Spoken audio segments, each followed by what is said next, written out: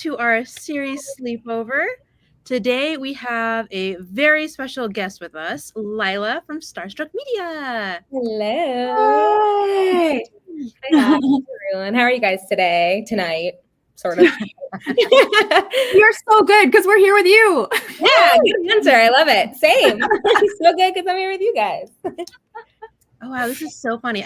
So I've started our live stream also on Instagram, and my video just isn't even appearing. So yeah, nice. I'll just be a ghost in the void, I guess. Ghost banana. Thanks, oh no, I see you. Oh, okay, yay. Right there.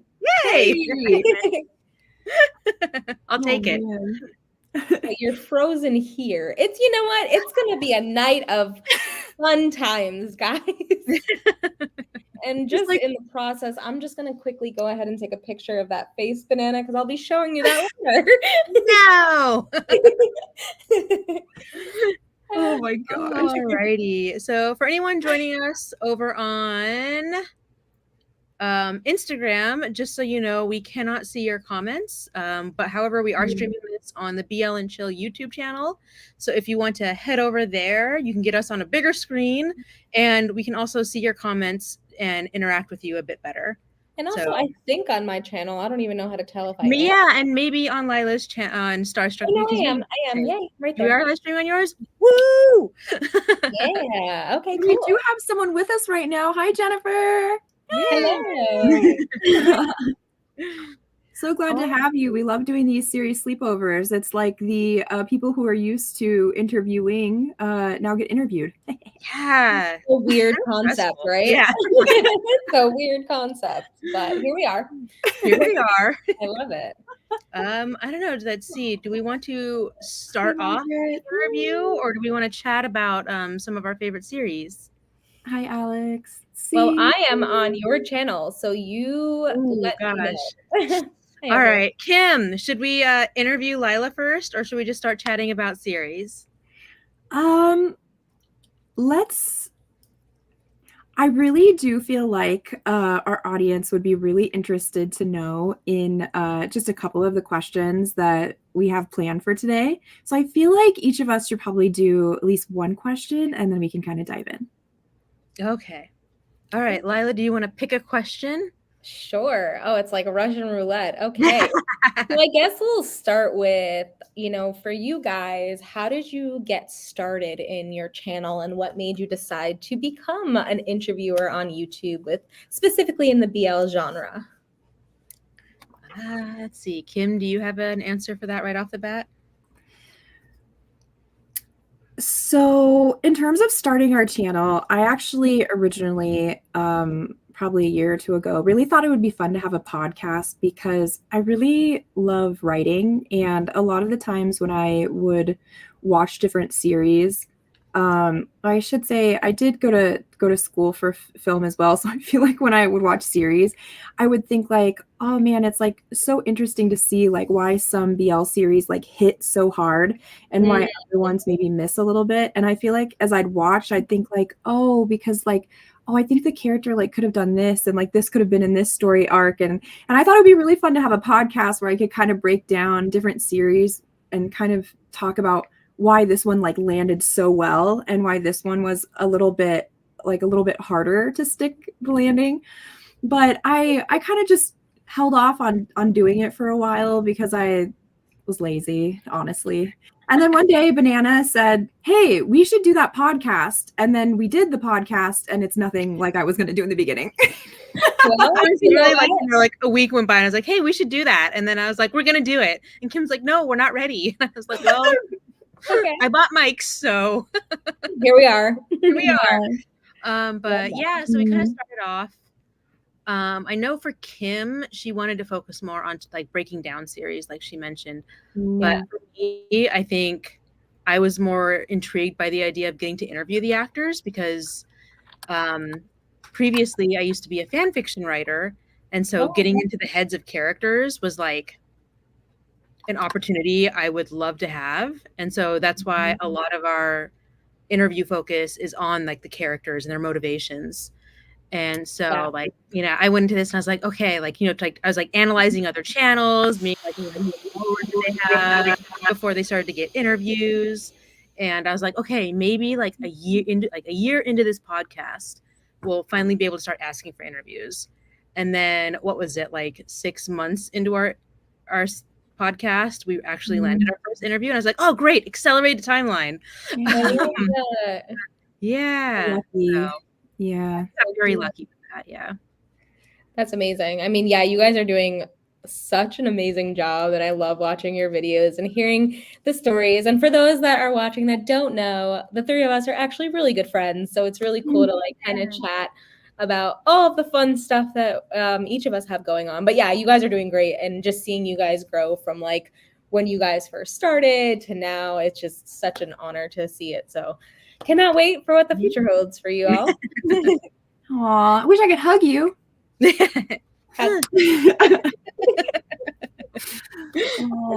Oh gosh, I love it.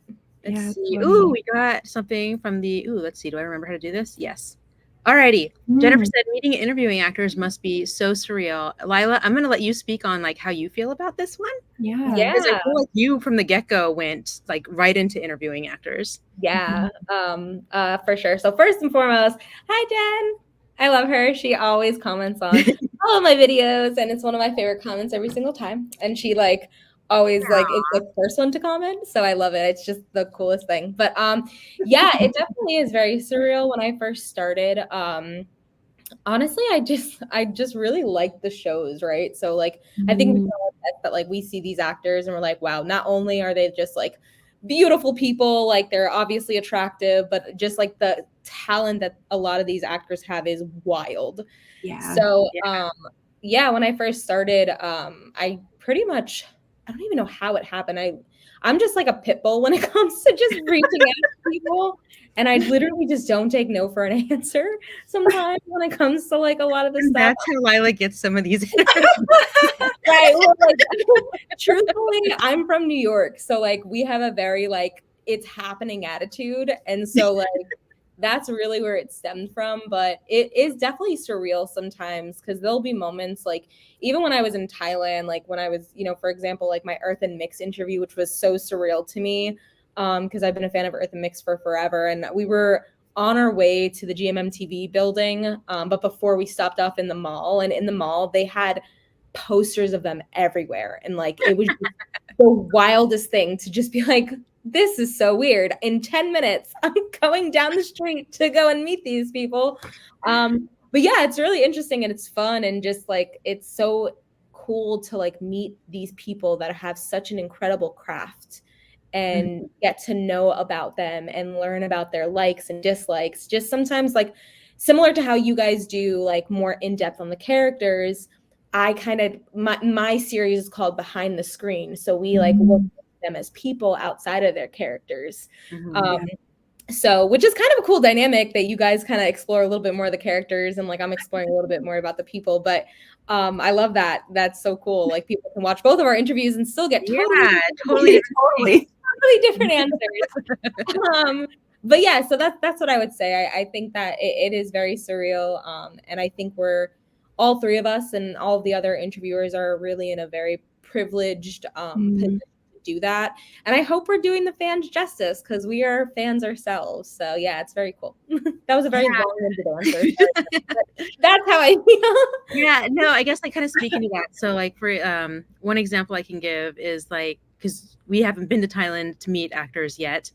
However, we had the fortune of being media for the first fan meet and then emceeing for Boss Knoll. And for Boss Knoll, it was funny because we were driving to the theater location and we were struggling to find parking. But as we're like going through these back streets and like looking through for parking spots, Noel was outside taking photos and we recognized him because his hair was bright right at the time. And it was wild because the immediate reaction was like a fangirl, like, oh my God, Noel's outside. But then like I'm sitting there driving the car and I'm like, Banana, you're about to stand on stage with him. Literally, you're about Where to are you like you know, like looking in the distance, like Yep. Where is he? We need to get a photo. No, yeah, I think that's so cool. And sometimes it's just like overall it's a very surreal experience. But Kim, have you had any like those moments where it's just like not like obviously we are I think we're all fangirls to a certain degree, but one of those moments where it's just like, wait a second, this is happening. Yeah, so I feel like, to be honest about a lot of the interviews that we do, obviously we kind of do them online, right? Because we live so far. I think actually I don't have a lot of surrealness, I think, when we're doing that. But for instance, when we did the Boss and Noel fan meet, that did feel like a little bit surreal because I think like all of our engagement with Thai media is through a screen, right? And then suddenly it's like real in front of you. But I think the two things that are surreal to me is one, I feel like I've heard other people say this before, but I now I understand. All of these like guys are so tall. They're so Yep. tall. Yeah. You don't think about it. You think like, yeah, like he looks like kind of baby in this series. No, none of them are baby. Like they're so tall. So tall. And I think that that's kind of surreal, because you're just kind of like, hi, I'm here to do an event, Well, oh, go ahead. it's really funny that you say that because I actually have a really funny story about my first time really quickly in Thailand. We ended up doing a press day where we just had a bunch of actors show up. We rented out a studio and it was from like, it must have been like a 9-hour event. And it was just a revolving door of BL actors that were just coming in. And we had like 15-minute interviews, 20-minute interviews and stuff. But I remember we were doing an interview with the cast of Remember Me, the series, and that was Ja first, and like I forgot who else was in that show, but there was a bunch of like well-known BL actors that were in that show. Yeah. And all the while they were in the dressing room kind of like getting their makeup done, getting ready for the interviews. And then we had a bunch of like Kauna and Turbo that came in and they were like just in the dressing room also. And I think one of them forgot their phone. So I had to grab the phone and give it to them. So I like knocked on the door and I opened the door and it's just a slew of these BL actors that are just in the room and everyone just stopped to look at me because I was entering the door and I was just like, phone. And There's a girl. Mid panic. Because I was like, this is so weird. Because you go from seeing them like very much to your point, Kim, like you go from seeing them on the screen and then it's just like, oh, like you're a real person, right? So like yeah. It was the wildest thing because I just walked in and like all of them just stopped and just looked and like I was like, also there's the language barrier, so how do I explain this? It was just a very interesting moment, but yes, definitely agree with you. Those kind of surreal moments for sure. That's so funny. Yeah. I totally get that. I think the only other thing I was going to say, but actually you kind of had mentioned it a little bit too, is like the language barrier. I feel like, a lot of the times when we're interviewing, our interviewer is kind of like our little in between, right? Yeah. But I think in real life, even though you sometimes need that, I feel like because you're able to use like body language and like your energy is like readable, there's a lot of a faster turnaround time for like that Absolutely. communication to be exchanged. And I think that it was surreal, but like in a good way, because it was kind of like, oh, like, yeah, and that was a really cool thing, I think. Yeah. And you'd be surprised how much a lot of the actors, like even with the language barrier, can understand sarcasm like in person. It's so great because I, for one, I'm a very sarcastic person, especially in the middle of interviews and stuff. And like sometimes it doesn't always translate on Zoom, but I've noticed in my in-person interviews, like after the interviews, they'll be like, wow, Lila, you're like really funny. And I'm like, appreciate it. But kind of going into a little bit about, because I know we're talking about like obviously the Boss and Noel interview for you. I'm sorry, not the interview, the fan meet. Can you tell us like, a little bit about that? Because I know I had a bunch of questions I wanted to ask you. So prior to getting into that, since we're already talking about it, like what was that like for you? Because you're coming from a obviously like newer compared to a lot of the other channels, and you got asked to host a very big fan meet in retrospect, right? Boss and Noel are very big actors, especially at the time you were doing that fan meet. So what was that like for you guys? I feel like, Banana, if I can go first, just because my contribution to this is a little bit smaller. Okay. Okay. So when they reached out to us to do a fan meet, we were so excited and so grateful. And honestly, even to this day, I think when it comes up, we just have nothing but gratitude for that opportunity. But for this particular event, it made more sense that there was only one MC and not two. So Banana was actually the MC for the event, and I did other things. So in the beginning, I was around and helping with things and chatting and kind of doing like behind the scenes stuff with the actors, with everyone. And I felt like that was just really cool because it's so interesting to learn how everything works and to meet new people, and I think to just have really fun experiences. But my role for this event primarily was just interacting with the community, that came for the event. And it was meeting up with friends, making new friends, seeing people that we've seen at other events here on the like West Coast, but then also seeing tons of people that I'd actually met at the first the first dates event in New York, that they were now here.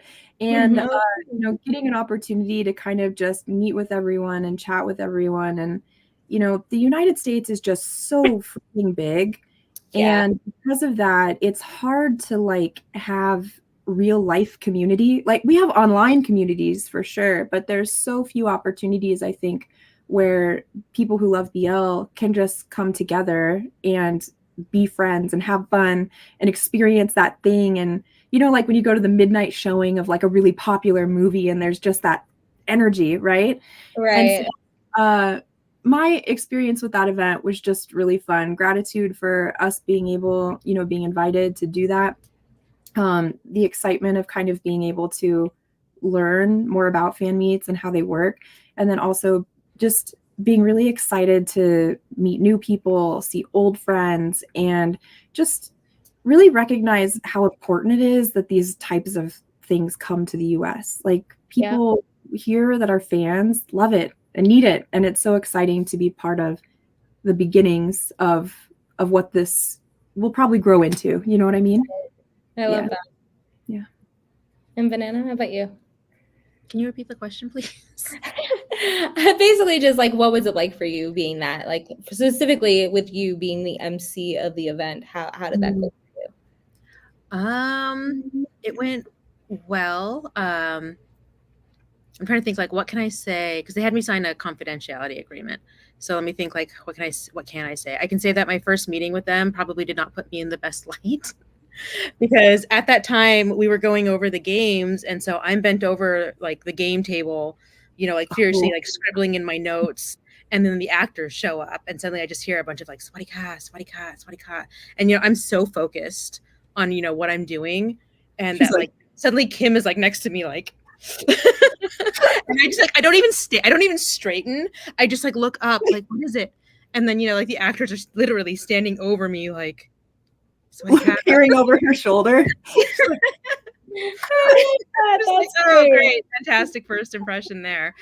Well, I think to just be in alignment with the NDA, how what can you tell us like your excitement going into the event, and what was your overall opinion of it? I was super excited. In a previous life, I used to do a lot of volunteer work for conventions.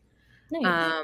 I think like I worked a Teen Wolf convention once. I've done a lot of anime conventions, like as staff. So I'm very used to kind of being on the stage as like not an MC, but like almost like a secondhand presence.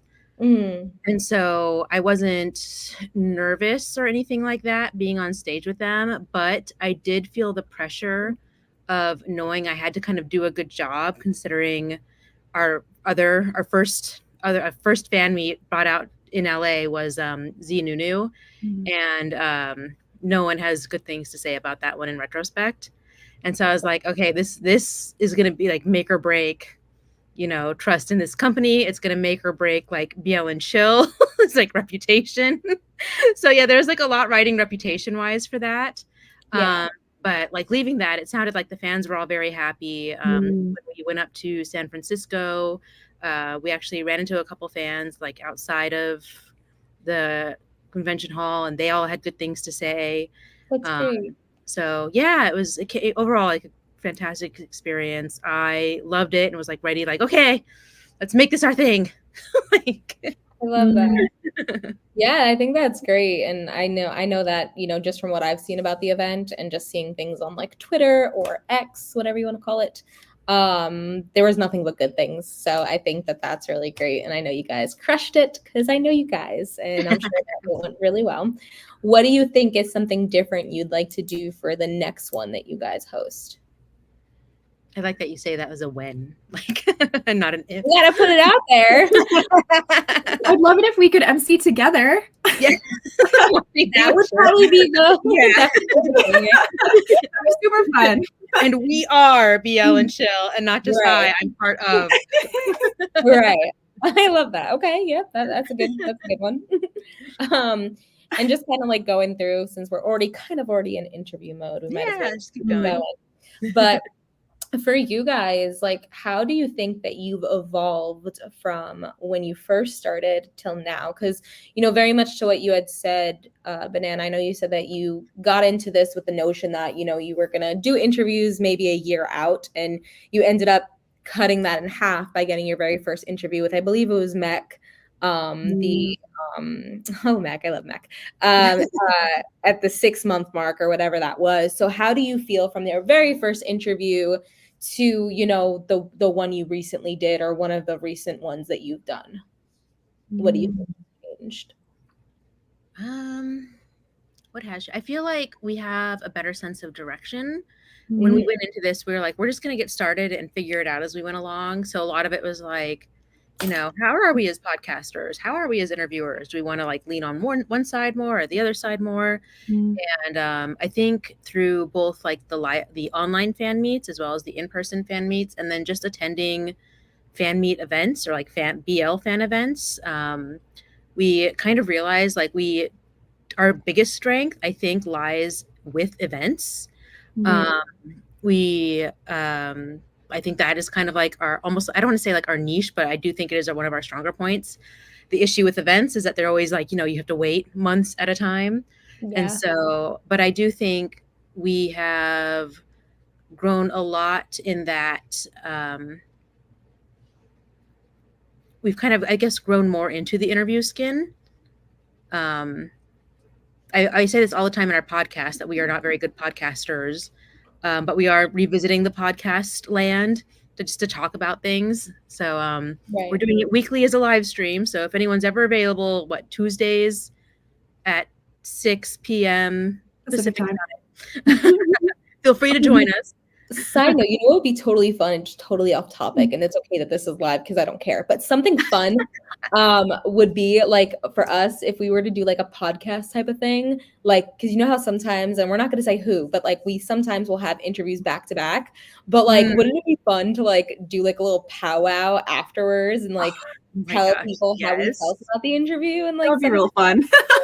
Stay tuned. I like that idea. Right? That would be so fun. That would be so fun. Right. And so Kim, how about you? How do you feel that you've like evolved since the beginning till now? I feel like when I first had the idea to do a podcast, it was kind of like just for fun. Not to say that now we're not doing it just for fun, but but it was kind of just like something that I would do, and I wouldn't really put a lot of thought into it. It'd just be like, oh, I want to talk about this, and so I would go talk about it, right? But I feel like when we initially started for real, I don't know necessarily that we knew what doors would open or where we would be a year from. Like, honestly, we started last August, so it's only been a year for us. And I think that maybe what has changed the most for me is that I'm someone who really likes to plan things. So I do so I guess how to articulate what I'm saying. Doing this has been our pants. well, doing this has been such like an amazing thing.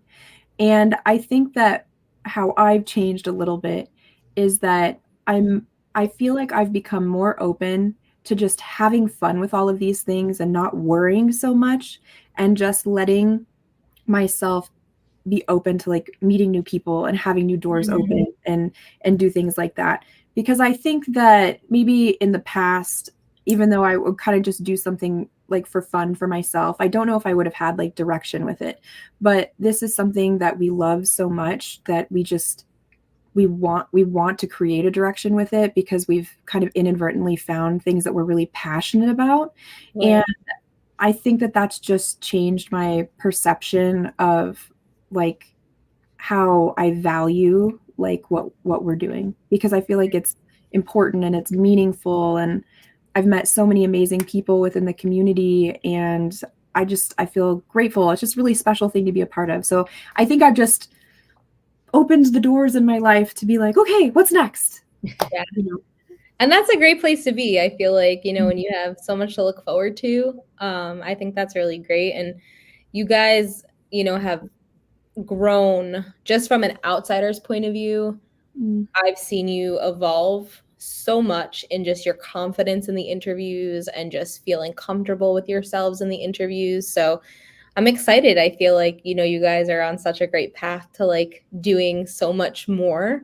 But wow, what a year it's been. August made a year. That's so exciting. But it's kind of crazy, right? You look back and it's like, how did I get here? And it's like so much has happened, and I feel like maybe that's part of what I am trying to answer to, is that you don't have time to really think about like, oh, like this or that. It's like, I've just got to get up at 1 a.m. and do an interview. Like there isn't time literally to think about things. Yeah. No, there's one thing I could change about interview. Right? Yeah. The timing. I second the motion. I love that. So for you guys, what do you think would be your dream interview? If you could pick any actor, BL couple, what is your dream interview? Okay, I know mine, but go ahead. I'm thinking. I feel like there's a lot of people that I could choose from, but if I could pick, well, now I just thought of another. Can I have two? Sorry. No. Okay. The first one that popped in my head is actually Saint. I think it would be really amazing to have an interview with Saint because he's had such a unique experience within the industry. Yeah. He started out as an actor and eventually built up his own company, and there's just so much to unpack in all of that, you know what I mean? And right. I would just love to hear about his journey and what he thinks about in terms of what projects he decides to do, and how his career in acting has affected and impacted like how he chooses to choose the projects that he does and manage things. I think it would be so interesting to talk with him. And then my other one, I feel like this one is just so obvious and honestly just kind of like the dream, but like Jeff Satter. I would love to interview Jeff Satter. Like, I would love to just, again, he's another like creative minds, you know what I mean? And I would just be like, I want to get in your head and see the visions because they're so great. Like, what's going on in there? Yep. Yeah. So those are, sorry, my two. I love it. Yeah. That is a good one. I mean, if we're going off like singers, I would love to interview Jackson Wang as well. You're gonna love Jackson Wang, right? Yeah, and Chill and Jackson Wang. Yeah, Chill and Jackson Wang. Oh my god, next series Sleepover with Jackson Wang. Honestly, if anyone would do it, it would be Jackson Wang. So right, like if I could get a hold of that man, I think he would say yes. Probably. Okay, no, but I feel like in terms of BL, like yes, Kim named some really good, but I'm totally on board with her about Saint. But I think my dream was answered with Billy Babe. I love that. I feel like was such a we didn't even have 300 followers on our YouTube, but I was like, I want this interview so badly. Mhm. I love that. And it happened, and it was actually like out of all the interviews, because like one thing I will reveal about reaching out for interviews is it is a lot of being left on red, being told, let me check the queue, and then they never get back to you. It is a very big uphill I didn't know struggle, that. Yeah. It's like laborious. over uphill type struggle. Mhm. However, like with Idol Factory, like that was actually like the easiest and quickest turnaround we have ever experienced in getting an interview. Like I sent them the message, and then I woke up the next morning and they were like, sure, let me check the queue. And then like the next day they were like, here's the time. And I was like, yeah, oh. Oh. So yeah, that was great. So yeah, dream interview has happened. I would love to interview Mark though from GMM TV. Oh, that's a dream interview of mine. Yeah. I love Mark. He is one of the funniest people, I So swear. funny. So funny. I love that. Yeah. I I don't feel know like if I that would be would able have to to keep be like up. an in-person interview though, because we're all funnier in person. Yeah, I would need to be an in-person interview. There's Yeah. just no way. I don't think it translates well because like I interviewed Neo when he was with Louis. Mm. And like Neo's obviously one of the funniest people on GMM, but this man was so shy during that interview. And I'm like, if I was in person, I could bring it out of you. I want the Neo I see on the GMM TV live house. What is going on? And then as soon as the interview was over and like done recording, then all of a sudden he's jumping like a jumping bean. And I'm like, oh, okay, where was this 20 minutes ago? I'm sorry, we need to redo the interview now. Right. But yeah, no, that Mark would be so fun to do. He's so funny. So for you, if you could go back and rewatch one BL for the first time over again, which would that be? Before we answer that, I want to, is Mark like your one dream interview or? For me? Yeah. Ooh, What about okay. you? Honestly, my dream interview, like if I had to just narrow one down, would be Win Medowin. I love Win. He is such a good actor. It would have been Bright and Win, but that is a ship that obviously is no longer a thing. But it would have to be Win. I just think he's such an interesting character, like in real life. And then obviously Jeff also because it's Jeff. So I love Jeff. Actually, no, side note, one of my dream interviews was answered when I interviewed Bible, Jess and Bible. I'm a huge Bible fan from Kin Porsche. I had followed the Kin Porsche saga way before it even came out when like they had a different company and then the company dropped them and then they were fighting for the show. And like, so being able to interview someone that like Bible is just so smart and intellectual. And it was just such an interview that I was just like, we can talk for hours and it just would have been totally fine. Like if they didn't have to go, even he was just like, if we can just talk for hours, like, yep, I would love to just sit here and just grab some coffee. So such an interesting person. But yeah, so right now, ones I haven't done would be Win Medowin and then Jeff Satter for sure. All got our goals. Yes. Hashtag let's make it happen. Hashtag 2025. Yeah. I love it. But yeah, going back to that, if you guys could rewatch one BL again, as if it's the first time, which one would it be?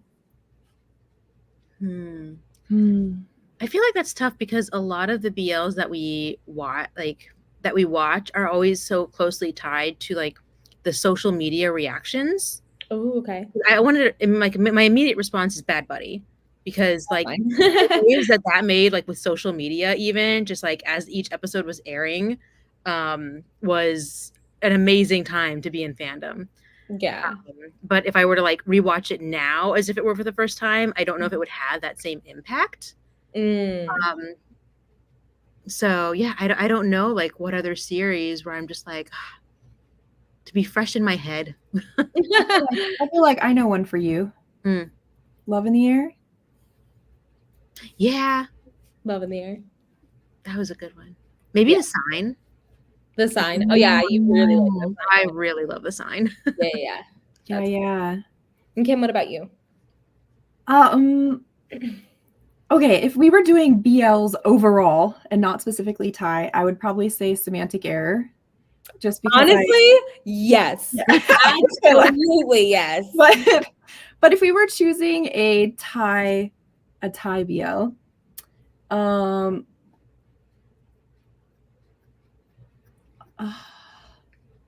might choose My School President, Oh, that was a good one. just because it's so good and so fun. Mm. You know, Yeah, very so I cute. feel like I might choose My School President. But Yeah, I think that's great. I love that. And I go back and I change my answer for the dream interview would be the guys from Semantic Error. So, dream interview 2025.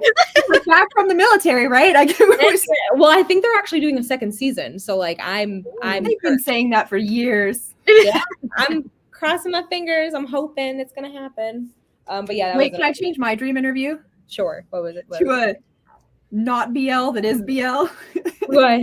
Weak hero class. There you go. That's a good one. Oh gosh, yes. I would love to break into. You know what? Actually, I feel like my dream interview would probably be breaking into like Japan's BL scene. Oh my god, yeah. Because it's a rough one to get into. They're an impossible one to get into. But even just like I think at this point, sorry, improve my lighting situation as things get darker here. As the sun sets. Yeah, I think like dream interviews for me would kind of also, just be branching out into the other countries' BLs. Yeah. Because I mean, we're trying, but they don't use Line. So, it's very difficult. Oh, for Korea, just list emails. I think Korea uses Kakao Talk.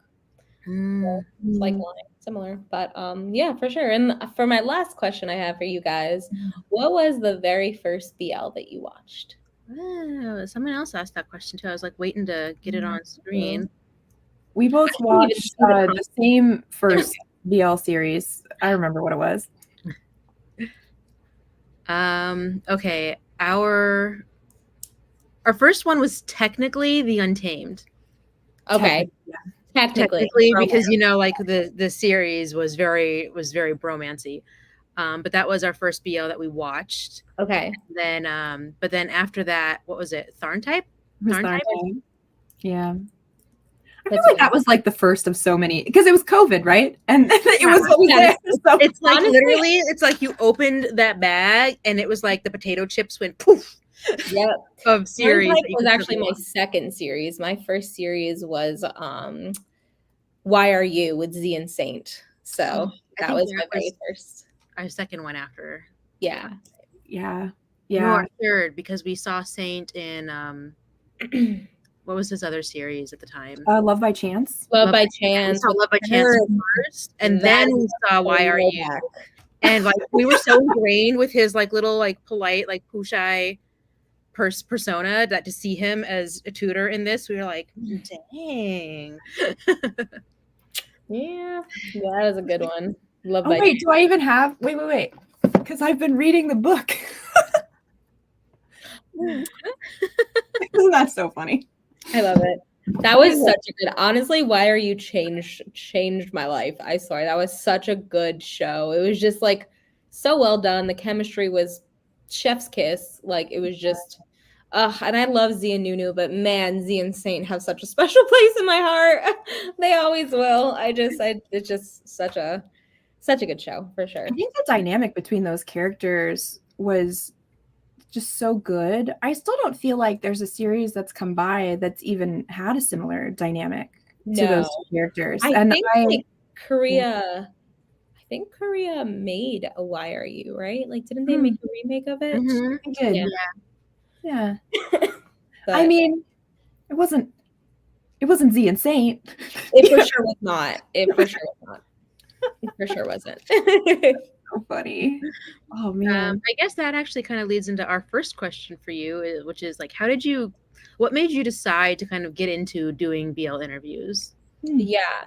So I actually I've had Starstruck Media I think I started when I was 12. And most people don't know that, but I actually started with working with people like the Jonas Brothers and Push Play and a bunch of like old, this is before Disney Jonas Brothers, right? So like I grew up very close to where the Jonas Brothers live. So my first concert was seeing them at their church, right? So like very, very like, I'm dating myself right now, but very, a very long time ago. But yes, I was 12 years old and I always wanted to be an interviewer. I just think that like, I don't know. I grew up, my mom was a publicist and she worked with a lot of media, a lot of news stations. And I just didn't really feel like a lot of people were asking the right questions. And I just felt like I just could do better. Me at 12 years old, right? Like, but I also didn't see a lot of like younger people doing interviews at the time. So that's why I had started Starstruck Media. And I took a very long break for many years after that, just because I wasn't passionate about it anymore. And then I started watching, BL. It actually started with like K-pop and Korean dramas, and then I got into BL, and I was like, I feel like I would constantly YouTube interviews with these actors, and like they were either always in Thai with no subtitles, or it wouldn't be like the type of interviews that I'm like, damn, I know I can do that a little different. Not that I could do it better, because I think the people that were already doing the interviews, great job. Like even the Thai media, like they're doing great. But I'm like, I feel like we're not really getting to the root of who these people are, and I think that they're so talented and they deserve to just show themselves. And I also saw a lot in the Thai media that like they would do like a lot of like ship work and like, kind of still playing into that character, right? Which is great because the fans love that. But I'm so interested in who they are as people and who they are as actors. So I was like, well, if you don't see it, then just do it. So I was like, you know what, let me just revamp Starstruck Media. We'll do it. And I think I maybe had like 200 subscribers at the time. And these were old subscribers from the Jonas Brothers days. And it's funny that you say Teen Wolf, because I actually interviewed, one of my bigger interviews was Dylan O'Brien from Teen Wolf. Wow. So yeah, I did that like when I was like 14 years old, right? So a 14-year-old sitting across the table from Dylan O'Brien, I didn't know what the heck I was doing. But yeah, no, I was like, you know what? I did my very first interviews with Chapin Green for their show, The Tuxedo. And that was similar to your Billy and Babe. Like that was such a fast turnaround. They didn't question anything. I hadn't posted a video on YouTube for years, and they did not question anything. They gave me the interview, and it's been like crazy since. I can't even remember. I must have done, I think I counted it not too long ago, but I've done well over like 125 interviews at this point. Wow. In like the 2.5 years I've been doing this. So, which is crazy to even say, because there's so many interviews that I haven't even edited to put up yet. But yeah, no, it's cool. So I think that's really why I wanted to do, just because I didn't see anyone that was like asking the questions that I had for the actors. And I'm a fan too. So I just wanted to, I was like, well, if I have these questions, there's probably some other people that also have them. So let's see what we can do. Lila, that averages out to like almost an interview a week. Yeah. 2022 and 2023 were Dang. Amazing. very busy years. I have bags under my eyes because I don't sleep, but that's okay. All for the people. All for the people. But yeah, no, I'm very blessed, and it's been such an honor to get to know these people, and also similar to what I said before, represent the fans. And I'm so big on even getting fan questions and things like that for my interview, because I want it to be a conjoined effort when we're interviewing these people. So yeah, that's how I got started. I love that. Yeah, that's so great. Like since you were 14, since you were 12. Yeah. What was I doing at 12? Was that right? I didn't have dreams. Did not have dreams of like you. That's so cool. Well, I feel like you have said some amazing things, I think, about us, but I guess to throw some back at you, you're phenomenal. You're amazing. Your interviews are so fun to watch. I feel like every time we watch your interviews, I feel like with you and Nick, I feel like that the actors are always so comfortable and having so much fun. Like there's just a tangible energy that just comes from your interviews, and I don't know. So if you're ever questioning yourself, don't, because you're I amazing. appreciate that. That's so sweet. Thanks, And, like, Alex. honestly, Jen. like, Love you I like guys. as to who Lila is, I just want to say she is like the nicest person. Yeah. Like we are friends today because like when we first started and just released our first interview with Mech, like she reached out and was like, like, hey, like welcome to the BL interview scene. Not those exact words, but yeah, just like reached out, like made us feel very welcome, which because when we came into this, we have no idea, like, is this like a Mean Girls scene? Like, can we talk to the other podcast channels? Are we allowed? And Lila, like right off the bat, was like, "Hi," just immediately welcoming us in with open arms, and so like yeah, we've really just kind of been friends since the get go. Well, I guess friends. She was like our big sister, and eventually the relationship kind of grew close enough for us to consider each other friends. So yeah, definitely, for sure. Yeah, it's been such a long road, and I'm very excited when other people get into this industry, because like the whole point, and I think you guys can attest to this too, but we do these interviews because we want American fans or even international fans to, not just America, but we have viewers from all over, but we want you guys to know who these actors are. And there's such a limited access that we get as an international fan, and the more the merrier. So if you're watching this and you are thinking about starting do it, like just do it, because like if we can do it, literally anyone can do it. So it's like, and there's resources and people that would be willing to help, and I just wanted to be that helping hand, because I started this by myself and I didn't really have that much help. So anytime I see people that are getting started, like Kim and Banana, I was like, let me help whatever I can. So for sure. Love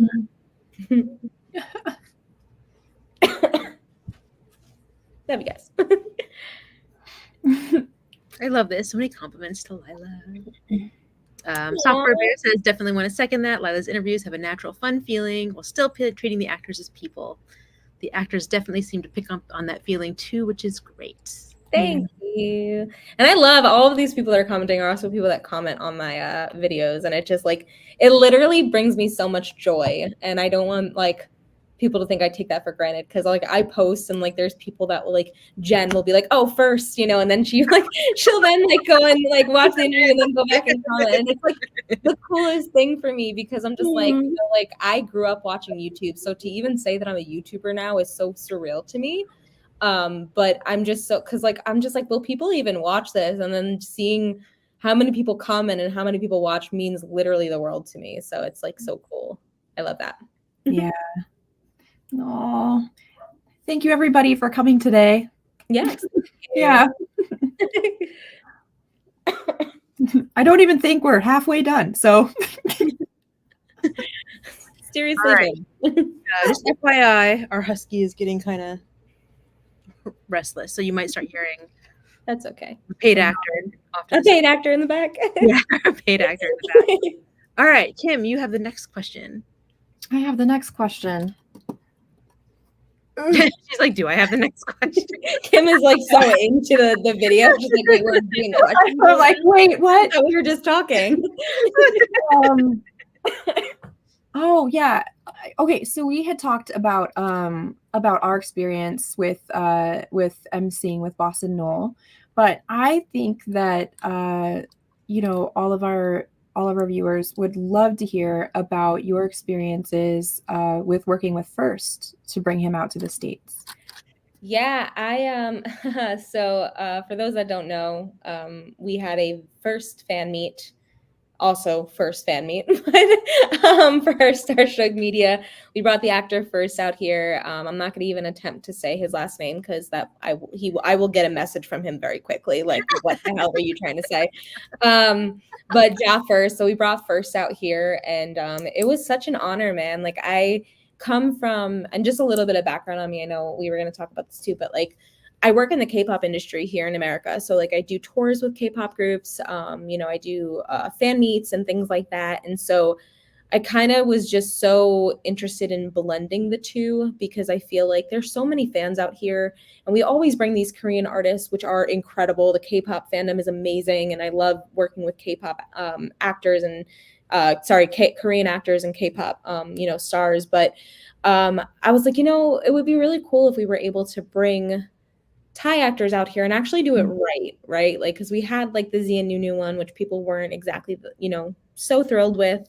It wasn't actually a company out here that was bringing them, but nevertheless, fans were able to see them, which was great, right? Fans still had a good time. But I was like, what if we can do it more on treating them like K-pop stars, right? K-pop stars come out here all the time. There's always, tours and things like that. So I wanted to do it first. I'm very close, very, very good friends with Alex, who's first manager. And she'd been wanting to bring him out here for a while. She's had fans that have asked to bring him out here. So it just was a beautiful marriage. Like, we were like, let's bring him out here. We can do 2 cities. I did work with another company at the time. So we were like, this is the perfect time. We have fans that are asking about it. We'll bring him. And it was just so cool. He was just so happy to be breathing. He's just such a good guy. I love him so much. And we had such a good time. And I wanted to do something different than regular fan meets. So in New York, we did the first dates, which was so cool. And Kim, you had come to that, which was really fun. We did different like dates with first, and it was like there was a bowling date, and then there was a I don't even remember what the dates were. There was a picnic. I was going crazy that week, guys. It was kind of wild, but it was really cool because it was a more of an intimate setting where you can actually get to know these actors outside of the regular fan meet that you see them on stage and then you just do the quick photo and then you leave. So people that came to our first fan meet in New York, we did bowling. So everyone got to bowl with first. And it was like, that was like the coolest one. I think that was my favorite one. And then we did like, it was supposed to be a picnic in the park, but it was New York's weather was not having that. So we ended up renting out a studio, and we did everyone, like, it was like a paint and sip type of thing where like first was painting something, and then the actors and then the people that came, and then first would go around and judge everyone's photo, which was really fun. And yeah, we did a few other things. Kim, I'm tagging you in here. What was the other? We did the museum. The museum. The museum. That was You know what? That was traumatic for me. I actually blacked out. The museum was very traumatic. And it was only because like I come from a background where like when I'm dealing with K-pop artists, I almost play security sometimes because either I'm working backstage or things like that. And so we play security a lot of the times just to make sure. But first was just having a free-for-all in the museum. I almost had a heart attack multiple times because he's just running. But no, yeah, we did like a little scavenger hunt where people came and like we gave them clues. Like everyone got a sheet of paper, and the object was to find first in the museum, and it was the coolest thing ever. And so it was a very, very fun experience for me. I'd love, Kim, how is it for you? Because you kind of came in. Kim was a lifesaver, guys. I mean, like, she was an absolute lifesaver. And then, but before we get into that, we also did one in Texas, which Banana came to, which Banana was also a lifesaver. But I would love to hear your kind of take on it, guys. Like, how is it like for you? Because I obviously am coming from running the show, but you got to help behind the scenes and also watch the show. So what was that like for you guys? Well, I guess maybe I'll talk about New York and then we can jump to the fan meet then. Yeah. So New York for me was a lot of fun. I think the capacity that I was there in kind of allowed me to do some things behind the scenes with first, but then also be with the community as well, which I feel like is always like a fun place to be. I think in terms of like kind of just what you said, obviously this was my first time meeting First and meeting Alex, but First was having so much fun the entire time. Like his energy was just like he was having so much fun. I think, the fact that you did an event that has been so different from other events in the past, like you designed something that was a little bit more personal in a way. I think you could really tell with fans just how awesome that really was with them. I think something kind of funny, but not necessarily like totally related to like the fan or like my experience there. But something I thought was funny in the museum, and I don't know if you had heard this because I think I was just kind of like around you, like doing my own thing when I was there. But I remember there was like the end of that, and he was up against the glass case, and he was answering questions, and there was stuff going on. So I remember a lot of people started gathering around because they were like, "Who is this right? But who is this person, right?" Because obviously something was going. There's tons of cameras out. You know what I mean? There's like security, like you and your team and stuff like that. And I remember that there was like a girl and a guy that was like older than her, so maybe like a dad or an uncle or something. And he was like, "Is this one of your K-pop people?" And and she was like, "I don't recognize him though." And like she sounded so dumbfounded that like she was definitely gonna recognize, like she was missing out because she couldn't tell what K-pop artist this was. And I just remember in that moment thinking like that how confusing would it be, like, no, actually, like he's a Thai actor, and then there's this huge crowd, It's so funny you say that because I literally had someone ask when we were doing, because we had Polaroids at the end for everyone, but during the Polaroid session, they were in front of like this beautiful amethyst rock in the middle of the museum. That's where I first wanted to do the photos. And it was like right in the middle. I'm like, first, you couldn't have picked any other area, but it's fine. We're going to do it right in the middle of the room. I love that for us. But it was really funny because one of them came up to me and was like, "Oh, are they from BTS?" And I was like, "Yeah, it's okay." Like I just like in that one because it's like, come on, like not every Asian's a K-pop star, guys. I'm so sorry. Or from BTS. Or from BTS. So and for those watching, I apologize. I keep coughing. I am getting over a cold. So sorry about that. But that's really cool. Yeah, and like New York was so fun. And then for Texas, we actually did a regular type of fan meet, which was so fun to see because seeing first like in action and like performing and singing. And my God, is he talented. He's such a good singer. What? I had no idea. It's crazy. It's crazy. And neither did I actually. And you think I would, right? Because I'm pretty sure Alex sent me samples of the songs he was going to sing. And I was like, yeah, great. I trust you, Alex. But like, yeah, sure. Like, because me and Alex just had that relationship where I'm just like, she got it. Like, I know I trust her. But no, he's so talented. And like, he had like this whole like, outfit change. And I was just so excited to see that, like just seeing him in like, I was in awe at his talent. So that the Texas show was amazing. So for Banana, for you, how did that go? That was really amazing just because I think the energy from the fans was like awe-inspiring because it's like, everyone, I say this for like every BL event we go to, but it's like everyone comes in strangers. And because it's like, a BL event targeted towards, this one actor or actors, it's like you immediately click and make friendships because you all like the same thing. Yeah. And so I think just like that community bond that everyone suddenly had and being able to like, be in a room where you're close enough where you can, I don't want to say like heckle with like, the MC or with first, but like where your voice is heard. Yeah. That is such a magical experience to get to go to. Like, I feel like anyone here, like if you're ever debating on going to a fan meet, if you're fortunate enough to have one come to your country, or like even in America, you're like, it's kind of far. I would say like splurge and do it because, just like it is such a, like the fans make up for part of that experience with, how they are. And so I guess getting to see the fan side of things and then getting to interact with the fans during that halftime outfit change portion and just getting like their feedback of how it's going. And everyone was so happy. And there was actually, I don't remember if I told you this or not. There was one fan who she had gotten one of the early access, the VVIP, AAA.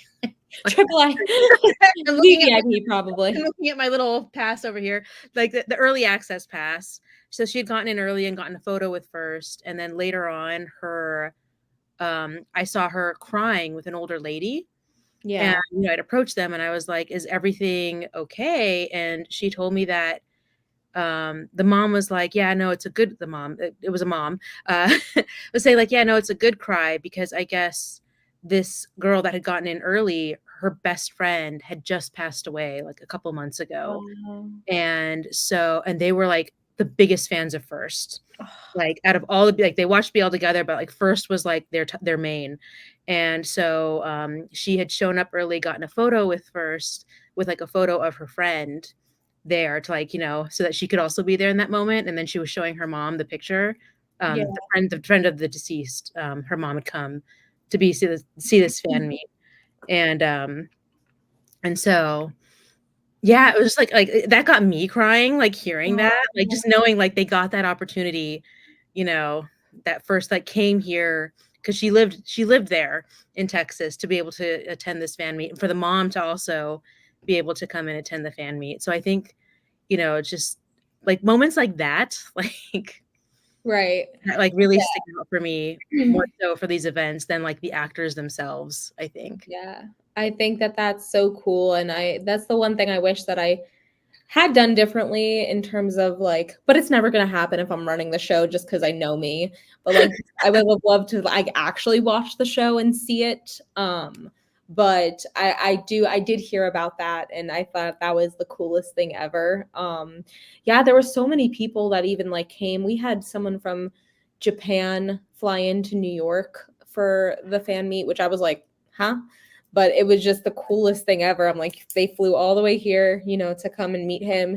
And mainly because it was it was very different from any other fan meet that even they do anywhere, right? So like people wanted to be a part of that. I think we had someone from South Africa come.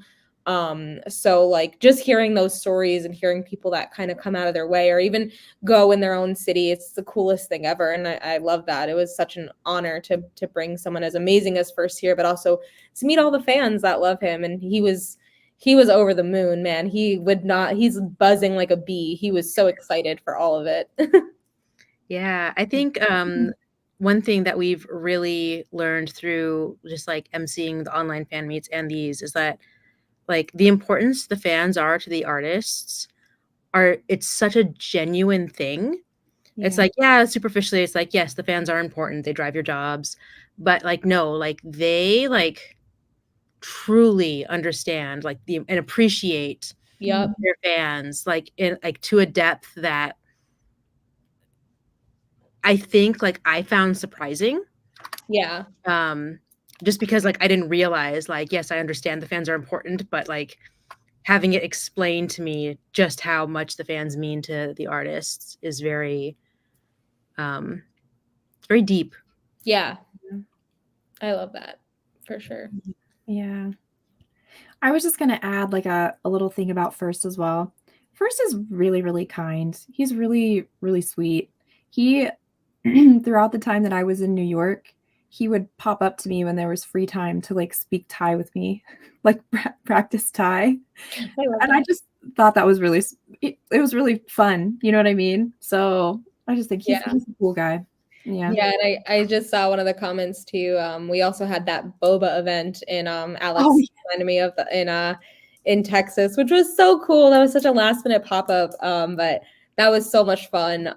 We also we put First to work that way. But he was just so excited. Like he was just so happy to be there and meet all the fans. And some of the fans that couldn't come to the fan meet in Texas came to the boba event, and then everyone got their own little time with him. He would go around to the different tables, and he is such a showman. Like he's just so like, man, his energy is just like, Kim, you're 100% right. Like his energy is just different. And it's like, he's just electrifying. He's awesome. I love First. Yeah.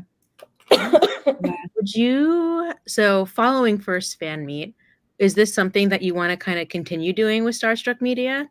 Yep. So we actually have some things in the works that I am not at liberty to say, but we are planning on bringing quite a few different actors here within the next year, less than a year now, but coming up in 2025.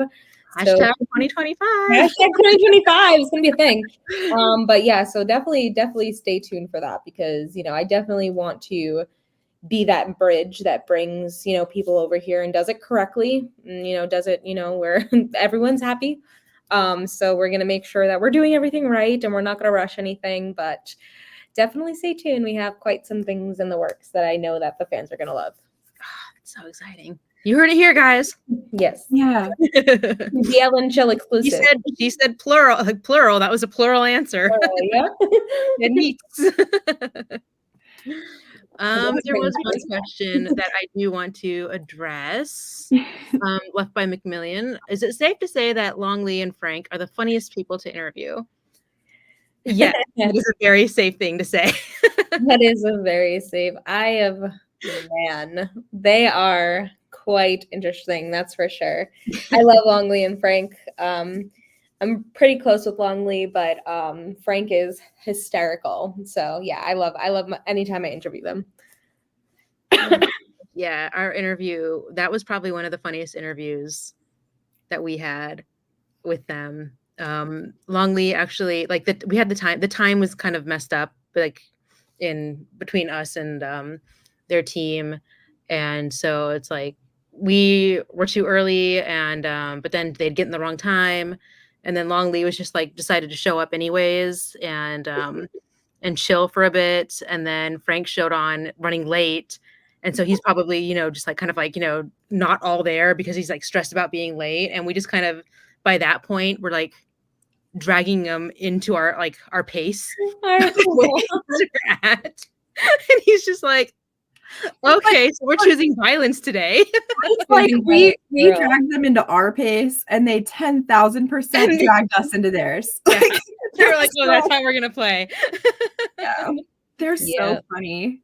They're great, and they work really well like off of each other too during the interview. They're so funny, and I have been interviewing Longley for a long time now. He was one of my very first interview with Longley was my first time in Thailand, I believe. And it was till this day the most chaotic interview I think I've ever done in my life.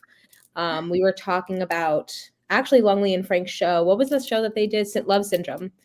And I think it was Love Syndrome that we were talking, and it was with him and Dr. Coke and Liang. And it was just the most chaotic interview. I think I was actually in tears crying from how much I was laughing. And like it got to the point where like Longley just came from behind me and he's like, there. Like I was just like, it was just so, they're hilarious. I love Longley and Frank for sure. Speaking of Thailand, you've been there several times, yeah? Yes. What are some of your favorite memories from your past trips? Favorite memories. So I would have to say that's so hard, right? Like, because every time you go to Thailand is just a totally different experience. So the first time I think will always have a special place in my heart because it was the first time seeing all of the things that we see on TV, like all the things that we're watching, like going past the university students and seeing everyone in outfits, like their clothing for the school for the first time, and just seeing like like the 7-Eleven, which is like to this day the coolest thing to me is the 7-Elevens in Thailand. And obviously doing my very first in-person interviews, I think to this day my very favorite, great English, Lila. My most favorite interview that I've ever done in person was first in Khao, and that was the very first time I went to Thailand. I actually extended my trip because GMMTV invited me to come to the building to do the interview, but it was 2 days after I was already gone. So I called up and I ended up extending my trip like 4 days just so I can do that interview. Wild. I cannot even believe I even did that. How would you say no? This is what I'm saying. I was like, how do I even, I didn't even think when I responded to the email, I was like, yes. At that point, I didn't even have a hotel. I didn't have a flight back home. Like I was just like, yes, done. It's done. But yeah, I think that it's just every new time, it feels like a second home to me now because I've been there so often. And there's already like, like the next time that I plan on going, I already have it in my head, like, oh, I want to do like this thing at my favorite restaurant. I'm going to order this. And like, I already have these things in my head. But yeah, I would say that would probably be my favorite. My favorite all-time memory is like, I think the first time, because it's just, everything was so new. And I also flew out there all by myself. And I was very scared. My friend had met me later on in the week, but I was going all by myself, and I was meeting up with Nick, who essentially I only knew from online. So it was, now that I'm thinking about it, probably not the safest thing in the world, but that's okay. That's just me. But yeah, I would say the first time is probably my all-time favorite in terms of memory wise. I love that. Yeah, for sure. I miss the 7-Elevens too. Yeah, which is different. If you guys have not gone to a 7-Eleven in Thailand, worth it. Worth every second. So whoever goes there that's watching this, please visit. There's a 7-Eleven literally on every corner. I promise you. And they're 24 hours, which kudos to them. So this kind of ties into our last question for you, which is, what are you most excited for your next trip to Thailand? Is it going to be 7-Eleven? No. Yes. Can I have 7-Eleven for 500, Alex? I think, honestly, and I guess, I mean, if we want to just say it now, but like, I think the thing that I'm most excited about, and like total spoiler alert, because I'm sure we were going to talk about this later, but it's the truth. I'm just excited because, let's say I'm going with some incredible people. That's what I'm most excited for. I'm going with some amazing content creators, and I'm excited to collaborate and just to be back there. I'm really excited to be back there, go to all these like mall events and hopefully fan meets and stuff like that. So I think that's what I'm most excited about. Man, well, we can't wait to find out who you're going with. Right. Love it. Spoiler alert, it's us. Yes, we're all going. We actually banding together as American media. Yeah. And actually sooner than most people would think. We're coming up on 45 days, people. We're leaving Thailand in 45 days. So yeah, we're gonna collaborate, both of our channels unite, and we're going to bring everyone some amazing content, some interviews, some vlogs. Feel free to let us know, either email wise, Instagram, here, whatever. Let us know what you guys want to see, because we're going to be there. We're going to be there for quite some time, actually. So yeah, I'm so excited. Yeah. What are you guys looking forward to the most? Being that this is going to be like your first time going for the purpose of like interviews and things like that. Yeah. Well, I'm super excited we're going with you. But gosh, yeah, aside from that, it's interesting because our first trip to Thailand was definitely more touristy, cultural, visiting temples, all that good stuff. And so this time we're like, okay, like all that, like the big tourist stuff is out of the way, so we can like really just focus it in on making this trip like entirely just for getting content. But I think I don't know, like I'm curious to see like what we will be allowed to do. I guess like what managers will be willing to how they'll be willing to work with us, right? And I guess just doing those in studio interviews, hopefully getting to reconnect with some of the actors that we've interviewed in the past,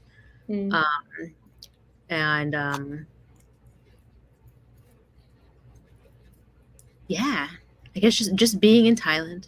Like, very much. I feel like my answer is like kind of simple. Like I would say like I'm kind of just excited for everything, but I'm excited because it's like I know what's going to happen, but at the same time, I have no idea what's going to happen. Yeah. I'm so excited to like share the unknown with both of you guys. Yes. So I feel like that's what I'm feeling. It's just this feeling of like, we're just going to have so much fun. I feel it. Yeah, I think we're going to come up with some amazing content and I'm excited to like, help in the areas that I can help. And I know it's going to be a little bit of a different experience for you guys because, very much what you had said, Banana, in the beginning, you kind of went more of the touristy thing, which was great because I still have yet to do that. So I'm kind of jealous. But being there with the purpose of like the interviews and like, it's just so crazy. It's such a surreal experience to, have like all these things booked and then like, going in, and I feel like such a boss lady every single time. Like it's just I'm excited for you guys to experience that too, but also see it for like the BL aspect of it too, right? Like just being able to meet these actors, interview them, you know, and then go to some like really cool spots. We're gonna, you know, visit cafes and visit different things. So Yeah, all the viral Bangkok locations that pop yes, up in reels. Like, check out this new viral cafe. we have an the entire one- group chat going with all the things that we're going to be doing. Yeah. And we're even going to Chiang Mai. So that's going to be really cool for the Loy Krathong Festival, which is very exciting. So that's gonna be a lot of fun. I guess one thing that I am excited for is bringing Thai BL media to the international fan base. Because I feel like, you know, like Thai media has gotten very generous in like what they're filming with the actors, all this behind the scenes stuff, games and whatnot, but it's still Thai media. And so I'm excited at the prospect of getting to go as American media to create to create content with our American fans in mind. Yeah. Or like the American BL fan base in mind. Yeah, I think it's going to be really cool because, you know, we're coming at it from the aspect of like knowing what we like to do, but also mixing it with what they're starting to allow the, you know, the actors to do. So I'm excited to see what we're going to come up with. It's going to be really cool. Hopefully there's a ton of mall events, because that's the one thing I didn't do. I think I only saw one mall event in my entire time of visiting Thailand. That was Earth and Mix modeling a vacuum cleaner. It was very interesting. Very interesting. Mall events and season finales. Mall event and season finales, and hopefully getting those. Yeah, we're looking at all these series calendars like, hey, they're ending. They'll be ending. I literally extended my trip already. Like, Lila, you don't extend it for one more day. Just one more day. That's literally how that conversation in the group chat went. It was like, this series is ending this day that you're actually supposed to be leaving. I was like, say less. Next message we get. Okay, I'm staying longer now. I love it. Oh man. Well, of course, England is included. Sorry, just someone. Yeah. Yes, of course, England is included. It's interesting because like I say like international, but I feel like Brazil and like Latin America have such like their own strong fan base with what they're doing. Like High BL, the content they get. Like I sometimes I sit there and I'm like, how did they do that? Yeah. Like, just like it amazes me. So I'm like, okay, English speakers, let's go. Unite. Unite. Yeah, we have a ton of things. It's harder. The more time zones you have, the harder it is to convince the industry. Like, yeah, no, we you got fans here too. Yep. But yeah, I think we all have a lot of people viewing from so many different regions. So I'm excited to bring them the content. There's so much content from my last trip that I still have to edit. And that'll hopefully be going up before the Thailand trip, because if not, the backlog I'm going to have is giving me a headache. I think that's one of the things I'm not looking forward to. The trip is like, that's the only thing I don't like about the trip. It's just the massive amount of work you have when you come back. And it's like a second job. Yeah. Right. But none of us are complaining. So it is not over yet, Diego. We're actually getting to the fun, right? That was actually the last question. So now we are getting into the really fun part of Serious Sleepover, which is a game. And this game for tonight is particularly funny. And for everyone that's still with us, please feel free to join in. So what we are going to do is Lila has a list of popular tropes from different series.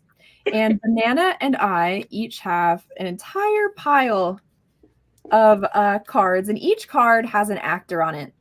And what we are going to do is she is going to say a trope, and Banana and I are going to randomly draw a card from our pile.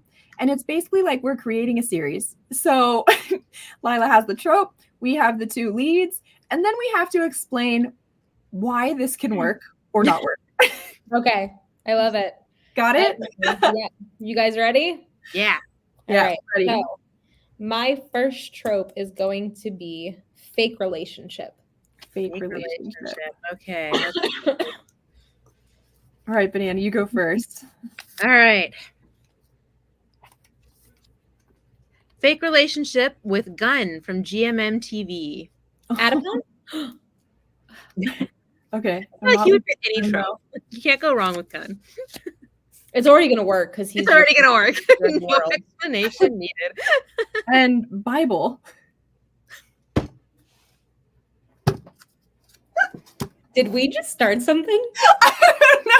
Guys. I'm sorry. Gun and Bible in a fake relationship series? Did we just start something? Because I ship It it. works. I ship it.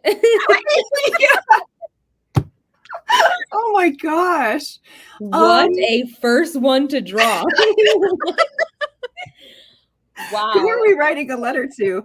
I thought like I'm here for it. Where's the pilot trailer? I'll send to both Beyond Cloud and GMMTV. Hi. So I have a pitch. I absolutely, unequivocally think that would work. Totally. Just based on 100%. characters. Forget the trope. You can put them in any trope.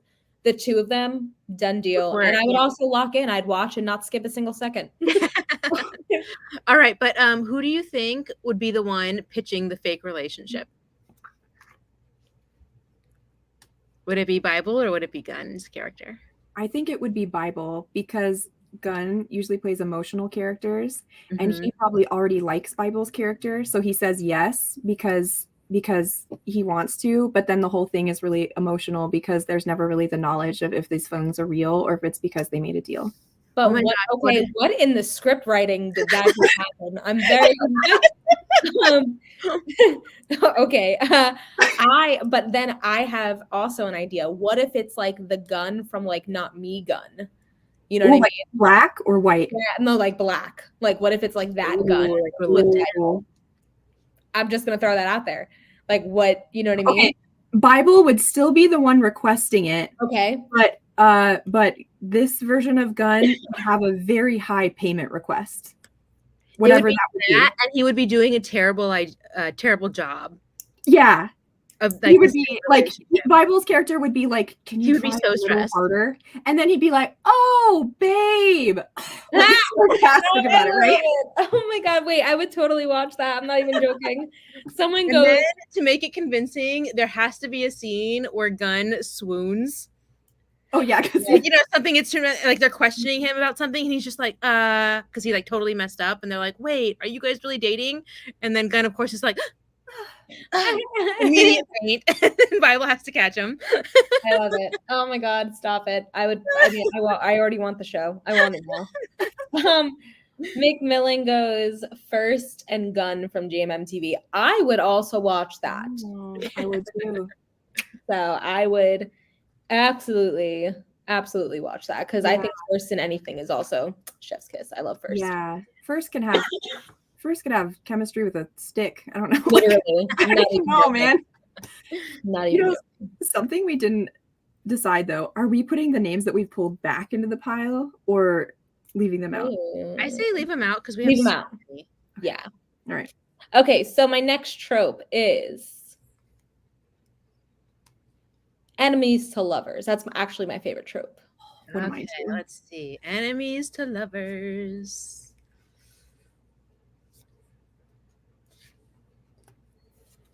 Okay. You want to go first this time, Kim? Oh, sure. Okay. I'm actually going to do one from one of the ends because I feel like in these types of things, the end ones never get chosen. Okay. That's why I keep shuffling in between. Saint. War.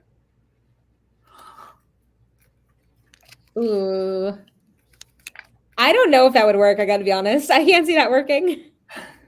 I can't see it working. And I love war. Like I can't begin to tell you, but I don't see that working, guys. I don't. I do like, the just names like Saint and War.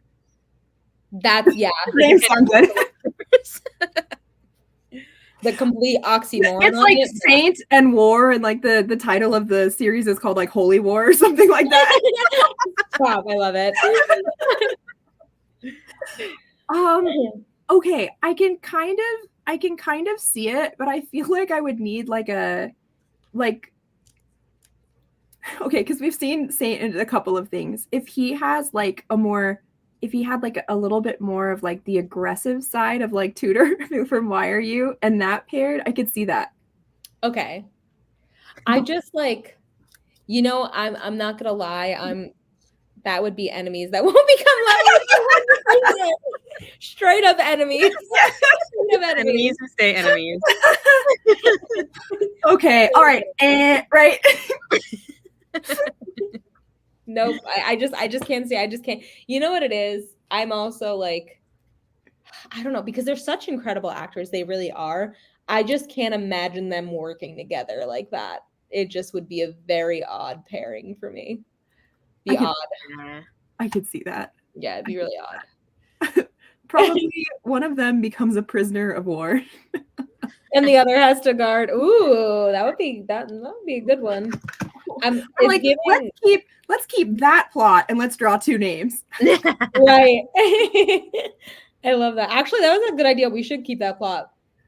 Prisoner of war and the other has to guard. That's funny. Okay. So the next one would be love triangle. Oh, so we get to pull 3. So who's gonna pull the third one? You or me, Banana?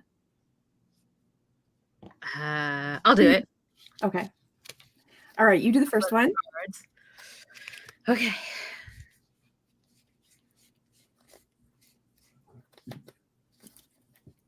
This is so funny. I can't get over Bible and gun though. Our first one is Mech. As soon as this is done, I'm immediately texting him. As soon as this is done. What are your thoughts on a love triangle series with? I'm texting him immediately. Okay, it's a Pon from Long Beans. Oh, Tenapon. Tenapon. Oh God. Okay, and then to just make this a little more wild.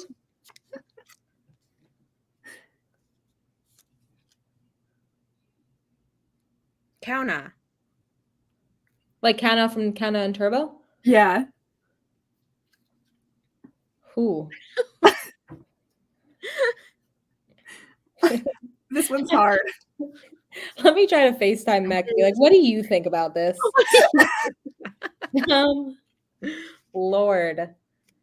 Mech, Kauna, and Ton. Who's everyone after? Like, I know who's the one who's stuck in the middle of this love triangle. I'm gonna be the first to say I don't like it.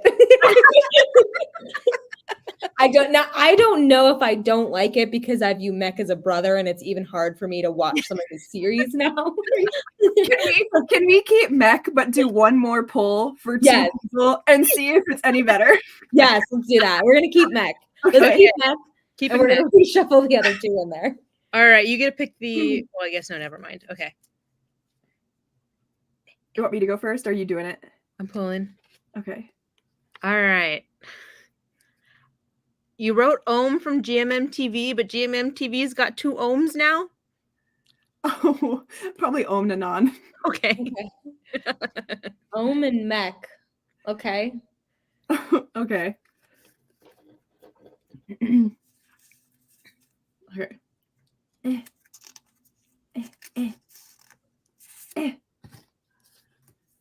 Satang. It's just not better. I'm so sorry. It's not getting better. It's not better. Maybe Mech's the problem. You know what? It has to be because hear me out. I love Mech. I think Mech is one of the coolest actors. It's just way too close to home for me. I literally view him as a brother. He views me as a sister, and it's even hard now. Even during my stand-in, the amount of times I literally would just message him and be like, "Hey, like this is so awkward." I just can't. I cannot see him in any love series anymore. I just can't do it. I can't. No. Oh my gosh. I just can't. Okay, next trope. Mech, you ruined it for us. Okay, think of Kauna being a twin. One is dating Mech and the other is Ohm. Wait a second. Okay. That's a total never say never moment. Oh, I'm not look at mad you, at Galaxy Brain. I'm not mad at that. No, that's great. Yeah, I actually think that's really good. Okay, you might have just saved that. You won that one. That's perfect. Then Gauna gets his twin arrested. Okay, you're writing the whole plot for us. I love that. Where do I find this fan fiction? Definitely submit that one to GMM TV. Then has to lead a double life. Oh my god. Okay. Oh. I'm immediately messaging Mech. This is great. Like, Mech, I have a great idea for you. That's a really good idea. Yeah. Yeah, I love that. That's great. Kauna is an amazing we have a actor save too. from McMillian. Right. Yeah, Kauna is amazing. And so is Om. Om is actually one of my favorite GMM TV actors. So that's really cool. I love that. That would be great. Okay. Next trope. I got to get this idea of Mech out of my head. Next trope. Let's do forbidden love. Forbidden love. Romeo and Juliet. Who's it gonna be? Romeo and Juliet. My hair is. I think I did first last time. You can go, Banana. Okay. Cow tongue. Already, yes, because already literally be in a show with a wall and it would be top of the charts. But okay, yes. Fourth from GMM TV. Ooh, okay. Let's all take a moment to like let this one sink in. Absorb it. I mean, I feel like they could both act with anyone, but at the same time, I'm trying to like digest what this dynamic would be. It's forbidden love. You know what I just thought of though is I thought of like in My School President when he was like, Romeo, oh Romeo. Literally, what is Why are you such a jerk? Oh my goodness. Like imagining him saying that to Cow Tongue. They're both such incredible actors that they could literally have chemistry with a wall. I just don't like, I know it could work. I just don't know if I would like it. Does that make sense? Like I think it can work because again, in my opinion, Cow Tongue is up there with Gunn in acting. I think he is such an incredible actor from Chon-La-Ti to like Eclipse to, Only Friends. Like he's just such a diverse actor. Yeah. It's hard for me to say the same thing about Fourth because we've really only seen him sort of in like the role that we've seen him in. I think it would work if Fourth was playing a character a bit closer to how he was in Moonlight Chicken, where he had a little bit of bitterness to him, and I want to say darkness, but like the character he played was a little bit more complex, a bit more complex, where he had a lot of anger in him. I think if his role in this Forbidden Love was more cynical, I think it could work. Yeah. And would you have like Cow Tongue's attitude from like Eclipse or Only Friends, or would it be more of like where he's more like the pursuer? Okay. I don't know if I'd feel comfortable with that. Don't know. I just don't know. It could definitely work because they're both incredible actors. So I know it would work well. It's just visualizing it. I don't know if that's easy for me to visualize. It's also hard too when you have like if we draw two actors, for instance, from GMM TV, because they all are like kind of established with who kind of almost like trained us that we're kind of like, ugh. Yeah. Because I mean, for a while, it was even hard for me to see Cow Tongue with First, because I saw him in Chon-La-Ti first. So it's like, you know what I mean? But like their chemistry, in my opinion, so much better than I think anyone that either of them have been with. And First has been with Om. He's been with a lot of other actors too. So yeah, I don't know. You know what? I think someone like Fourth, I need him with Gemini in my head for a while. They're so new to me. Like I need them. Yeah, but I can see it happening. I'll never say they can. All right, like instead of Forbidden Love, it's like Forbidden Ship. Okay, next one. Forbidden Ship. I love it. I love it. Okay, next one. One Night Stand Becomes More. Ooh. My turn to draw first. Yeah. Okay. We do. Let's go over here. Do one in this little tuck. Ship is born. A ghost ship is born. Yes, Alex. Okay, I got Nanon. Okay. Oh boy. I love Nanon. I'm trying to do like a little like shaky thing to see if one like fate will just make one of the cards fall out of my hands to make this work. Six. Okay. I don't even want to say that one. No. I want this to work. I'm really curious as to who it was now. Oh gosh. Boone. From Boone Prem. Sorry, that's another one. That's very close to home for me. That's very close to home for me. Oh gosh. Oh, I God. can't see it. I'm sorry. They're both such good actors. I can't see it. Who was the first one? Oh, Nanon. Nanon. no, absolutely not. No. Absolutely not. And again, Boone is another mech for me, so it's too close to home. But We should have had Lila vet these cards before. I just can't. It's hard. Okay, we for can't me. do Boone. Okay, let me pick another one.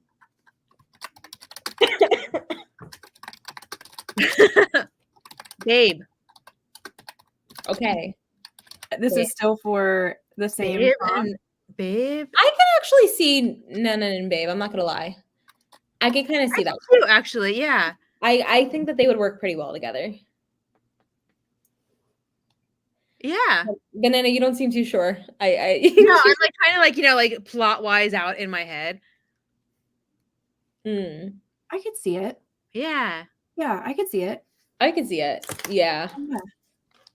I'm not mad at it. I would I'm not want mad Babe to be more of his sassy self, though. Absolutely. He would need to be the sassy self. Yeah. Yeah. That's the only way I think it would work. 100%. Okay. Okay. Next group. Let's do Amnesia. I like that one too. Ooh.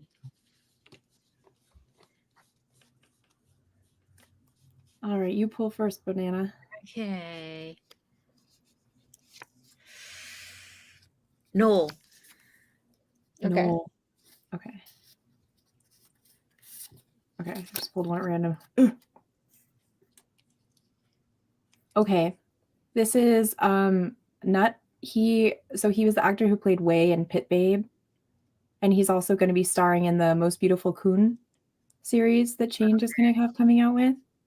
Wei in Pit Babe was the one who could touch people and like make them Okay.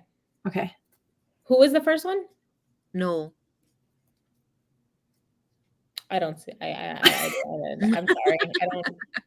How is it possible to draw so many like Where you're like, oh, they actually are not as compatible as we thought they would be. I don't know. I think it's funny because like we go into this like, very like, yeah, no, like let actors work with whoever. They shouldn't be tied to couples. And then we're playing this game and we're like, actually, Actually, now that we say it, no. maybe we do have biases. we got lucky with the first one. We did. No. Let's draw another one for that. Let's draw another one. It's like we need amnesia. Yeah. Yes. Okay, Banana, go again. GMM TV's Pooin. Okay. Okay, I'm drawing down here. I'm spreading them all out on my desk so I can just pluck them up. Win. Okay. Let's see. Pavel. Ooh. Pooin and Pavel. I can see it. I can see that too. Yeah, I think I could. Yeah. I can see that. Who gets amnesia? Pooin. Yeah. Yeah. I can absolutely see that. 100%. Put it in. Lock it in. Lock it in. That's Final a good one. Yep. We got another good one. Yay. Why does he get amnesia? Ooh. Is it because of a dark past? Like he got hit over the head with a baseball bat? That is very specific, Banana. What is my stand-in? That just took a left turn My out of stand-in nowhere. left a very big impression on me. My God. Okay. All right, moving was on to the thinking, next trope. car accident. She went right for the jugular with that one. Okay. All right. How No, I'm about joking. did we do one night stand yet? We did, but I can't remember who it was for. Becomes more. Yeah, we couldn't see that one. Okay. Let's try opposites attract.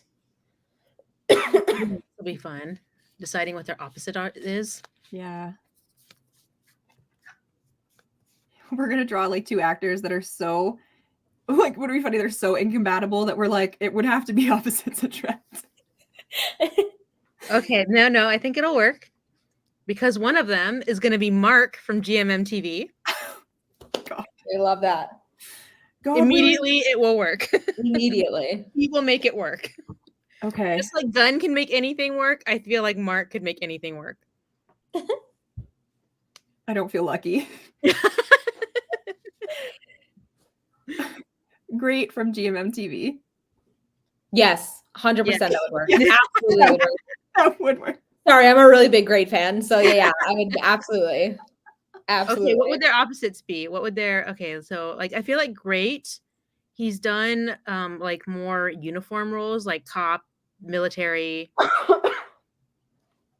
What would be like so would he be more like the more straight-laced type character? Yeah, so he would be like more the straight-laced, like, like upstanding citizen, and then like Mark could be like a thief. I don't know. A criminal. Yeah, I was like, yes.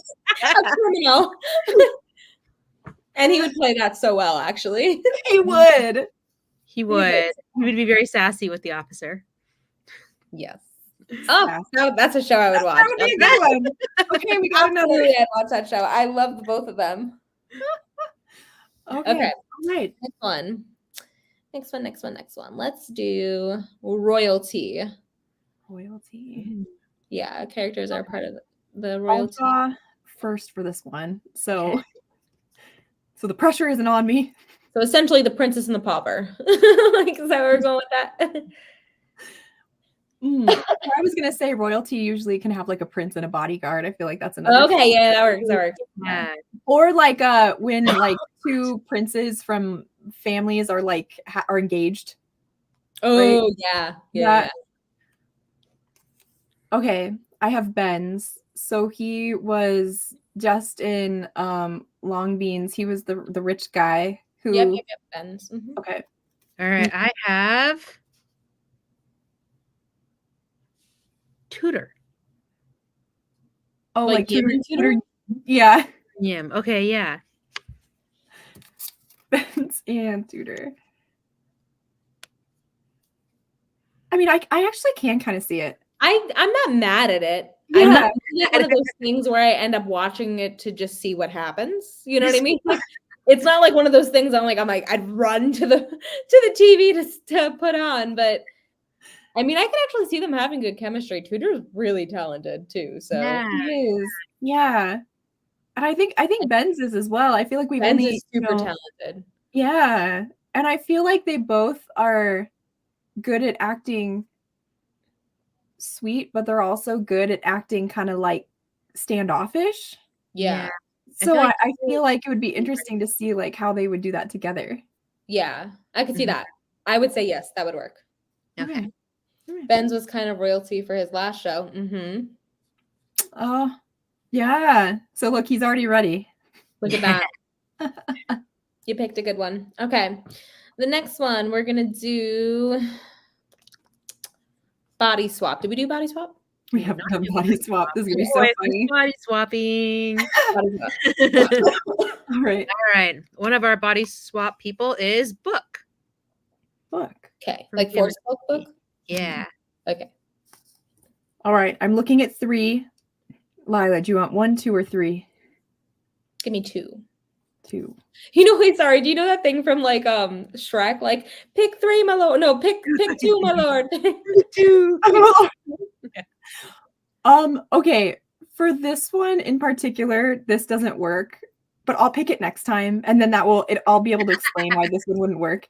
So I've got another 1, 2, or 3, and just trust me and let me know which if you want 1, 2, or 3 for this other one. Okay, let's do 3 then. 3. Off-road. Off-road? Oh God. Okay. Off-road. Who was the other one? Book.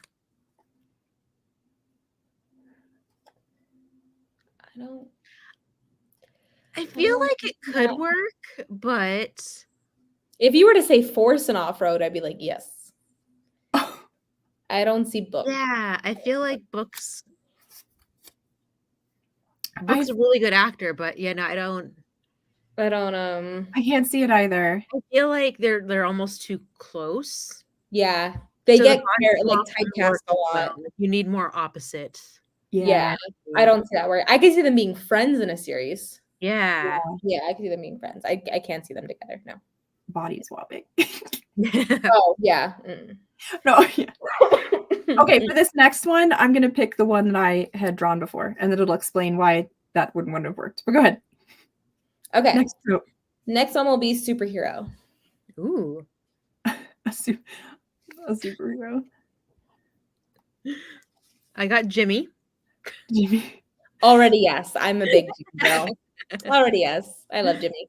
Okay, I was being silly about this when I did this one because I was thinking which one would it be drawn with, but it couldn't have worked for body swap, and I'm not sure about this one either. But it was the twins, AJ and JJ.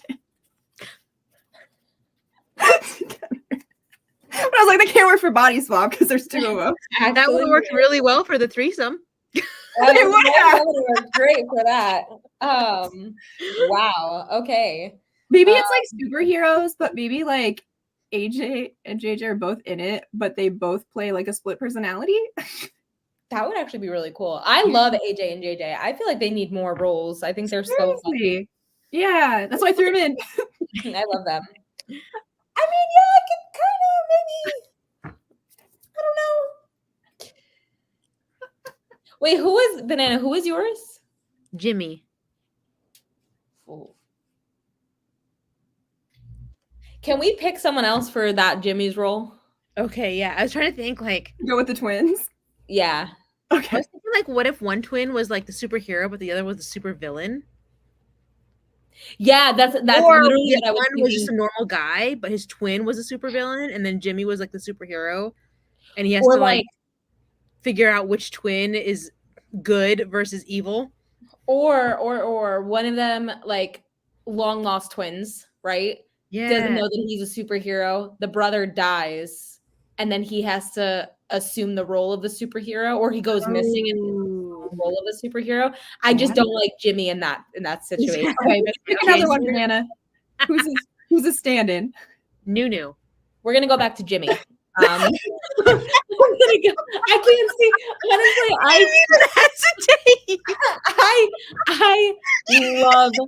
I love Nunu, but there's just no way I see Nunu with any of the twins. It's just not happening.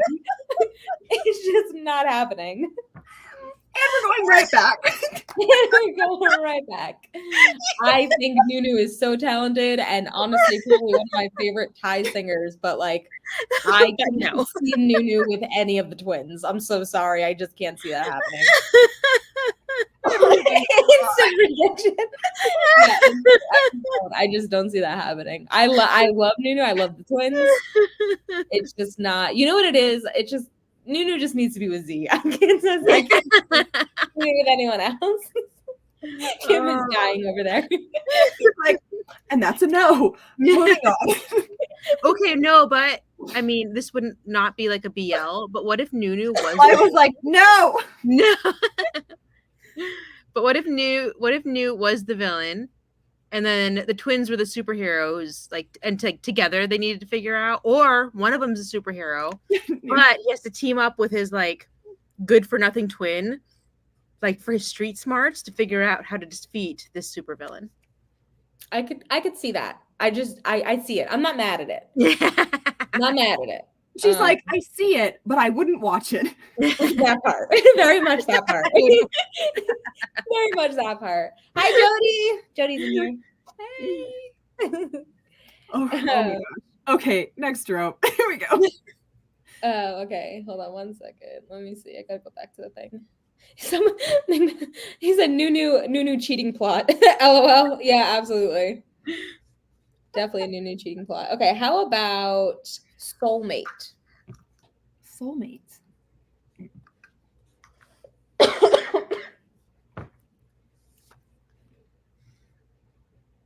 Okay. Oh, did you want me to go first?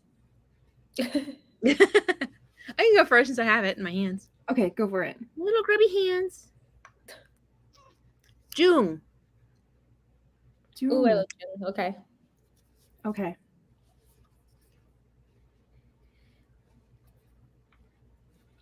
Owl from GMM TV. Ooh. I can see it. Owl. I can see it. I could see it too. I can see it. Absolutely. Yeah. I love June. June actually is probably.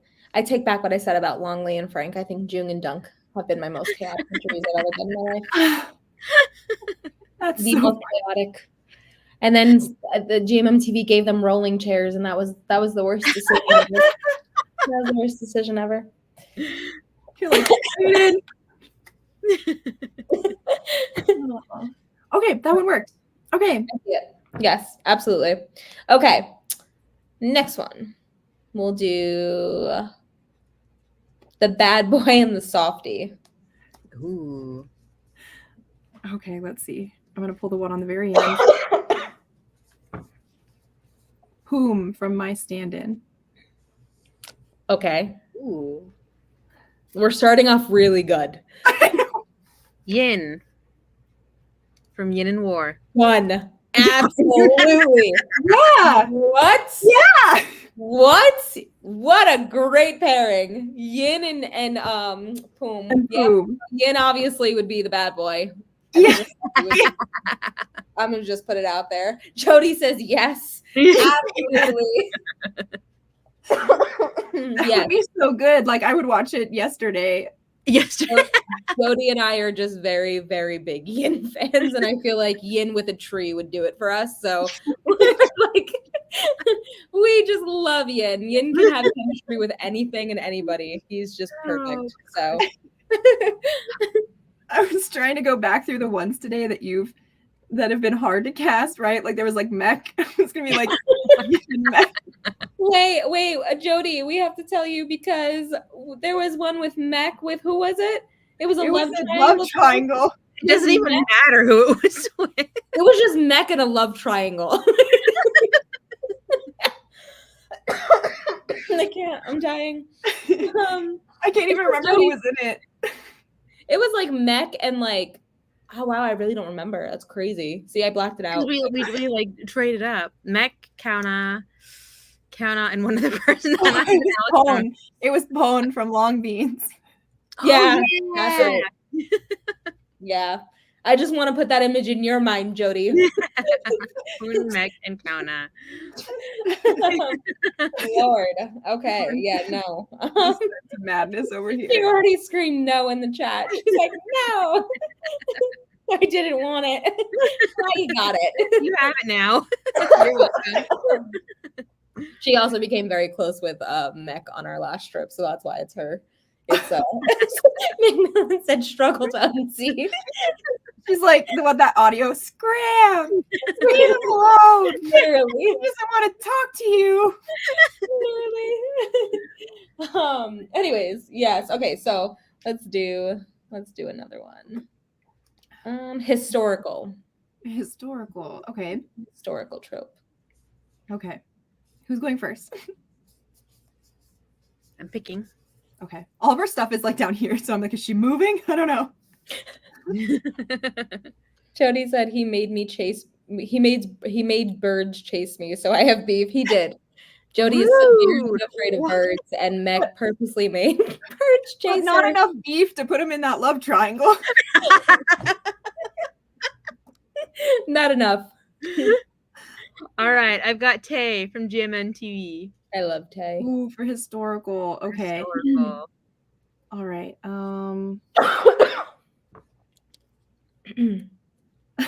Bank from Oz Bank. I can kind of see that, actually. Yeah, no, I think that would Mad work. at it. For historical? I could see it. I could see that. Do Am we I want- happy about it? Not particularly, but I could see it. But Both it's actors. visualizable. It's visualizable. Yes. I think with the roles that Bank plays, he would actually work in a lot of these tropes just because he's so good at doing that like innocent face. Yep. Yeah. So you can very easily put him there with anyone, and he's such like an archetype character that he would make it work in the world of BL. I feel like it'd be like that. Do you remember that old movie, like a kid in King Arthur's court? Yes. It would be like Bank chucked back in time, and then Tay is probably someone important, right? Yeah. And then Bank is just like doe-eyeing his way around to like get away with things and doe-eyeing his way around. I love it. That is what he does. Yeah. Okay, let's do mermaid trope. Oh my gosh. Okay, who's drawing the mermaid? Let's see who we get to decide who's going to be the mermaid. I didn't like that laugh at all, actually. All right, I've got Yim. Yim. Okay. Oh, okay. The pressure's on. Mix. Oh, from Earth Mix? Yeah. Ooh. I can see that. I honestly can see that.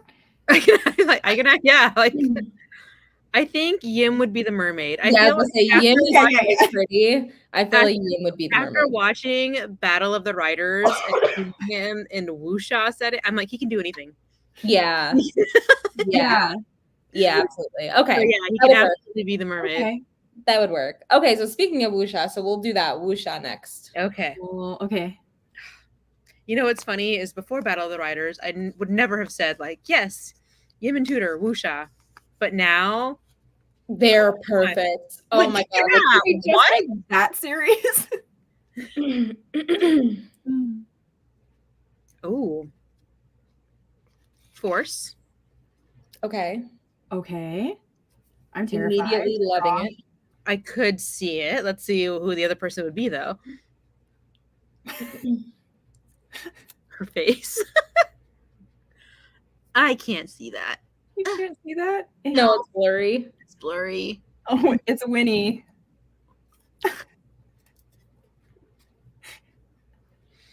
Pick someone else. No. Immediately no. Okay. I love Winnie. But... someone else. Okay. Okay. Jody goes no. Immediately no. Okay, Neo. Who? Neo. Oh. No. Only friends? No. No, I like can't. Let's pick another one. Okay. Okay, it's your try, and then we're striking out. Okay. Let's all hang tight. I love how we're like okay for Force, but everyone else we're like nope, disqualified. All right, Pete. Why am I drawing a blank on who Pete is? For Pete. For Pete. For Pete. Okay. LOL. Yeah, I could see that. I can actually see Pete. I could also see Pete with Force. I could see that working. Mm-hmm. Yeah, actually, yeah. In Wuxia, I don't. It would. You know what? Again, I didn't see a hard one to Tudor and Yim doing it, so I can't say for sure. I'm not. I can see them both embodying like the spirit of those types of characters, though. But I can't like picture them both with like the long flowing locks. Right. Yeah. I like how we're trying to find a way to make it fit, and Jody says, and that's 3 no's. 3 no's. Jody's had it. She's like, absolutely not. Okay, so I think for our last one, we have here the coffee shop trope. The coffee shop. Okay.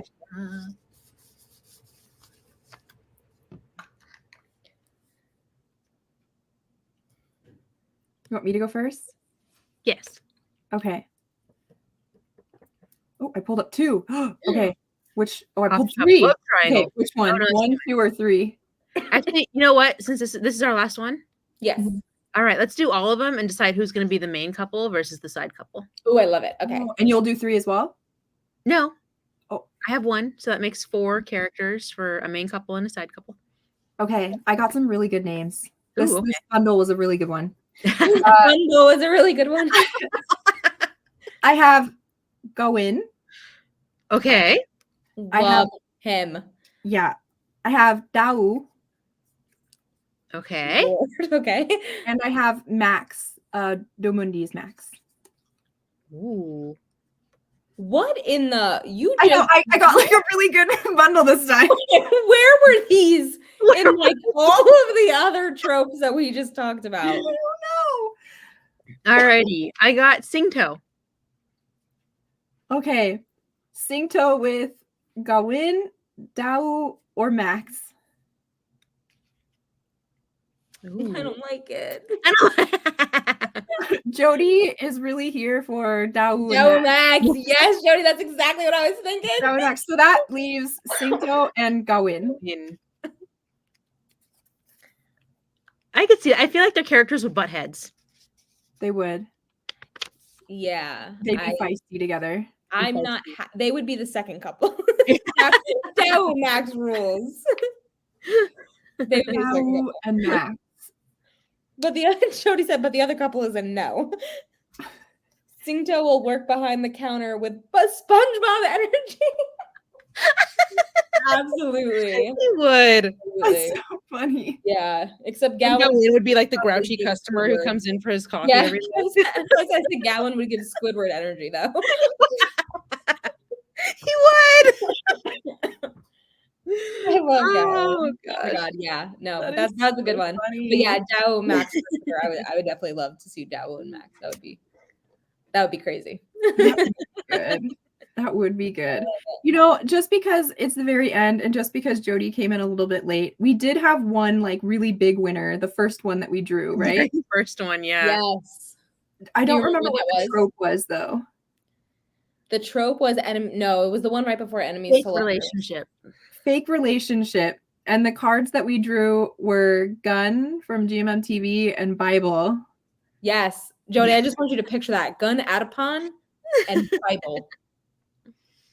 I'm waiting for her response. It's all downhill from there. And we wait. Nick Millen goes, Dao has Squidward energy. Jody goes, my favorite trope with Gun and Bible. Can you imagine? Yeah. I'm writing a letter. It needs to happen. We have had a collective vision. Yep. that should be the poster child of this game. I love it. Oh my god. No, yeah, that was a really fun game. that was great. So yeah, that kind of wraps up this episode of Series Sleepover. I know some people came in late, so things you might have missed. Usually these are going to be posted to our YouTube channel, so you can go back and rewatch. However, the biggest announcements were that Lila, under Starstruck Media, has some plans, plural, to continue her fan meet trend following her bringing out First. Yes. So going into 2025, she said less than a year away. Yep. So That's the plan. Yeah. And Jody knows all about that because Jody's on the team. So yeah. And then our other big announcement was that the 3 of us are all going to Thailand together to create so much content. Yeah. We will be there. I actually leave November 6th. And I'm there until the 26th of November. And when do you guys, I know you guys arrive on the 10th. When do you leave Thailand? 29th. 29th. Oh my God, you're spending Thanksgiving there. That's so cool. We were actually talking about that earlier. Like, oh. Yep. I love it. Where am I going to find a turkey in Thailand? All right. Have fun. That'll be a fun vlog. That would be a fun vlog. Thank you guys so much for watching though. Yeah, thank you thanks so much for coming. and we hope to see you at our next one in October, which will be Halloween themed. Ooh. So Yeah. Thank you guys so much. And thank you guys so much for having me. It was so much fun. And I cannot wait for some crazy content that we'll be doing together in the coming weeks. Yes. Thanks so much for joining us and coming on. And yeah, again, everybody, thanks for joining as well. We really love having these opportunities to talk with other BL creators and also to just play really fun games that we can play with each other, but we can also, you know, incorporate everyone who comes into playing as well. There are some ships tonight that really got saved from by our audience, you know, like we need you. Literally. So, we really hope to see you guys again. Yeah. Yes, So until next time, bye guys. Bye guys.